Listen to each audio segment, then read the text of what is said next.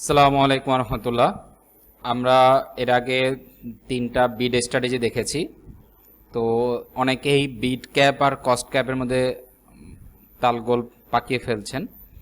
তো আজকে আমরা এর পার্থক্যটা দেখব। এর পার্থক্যটা আসলে হচ্ছে বিড ক্যাপ এবং কস্ট ক্যাপ। কস্ট ক্যাপের ক্ষেত্রে আমরা আমরা কস্ট পার রেজাল্ট দিয়েছি কত, $10 দিয়েছি।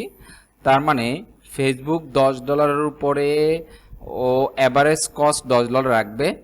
কখনো $12 গিয়েছে, কখনো $8, কখনো $4, কখনো $2।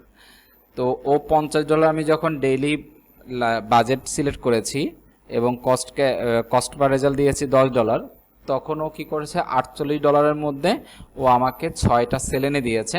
এবং সেই 6টা সেল ও কোথাও $12 খরচ করেছে, কোথাও $2, কোথাও $4 খরচ করেছে। কিন্তু অ্যাভারেজে ও হচ্ছে $10 বা $8 মতো খরচ করেছে, $8 মতো খরচ হয়।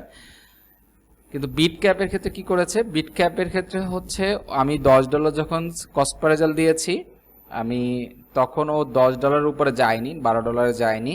ও $10 ম্যাক্সিমাম যা গিয়েছে, তারপর $8, $4, $2 এভাবে করে ও $10 এবং $10 নিচে ও সেলগুলো জেনারেট করার ট্রাই করেছে। তো এই হচ্ছে মূলত কস্ট ক্যাপ এবং বিট ক্যাপ।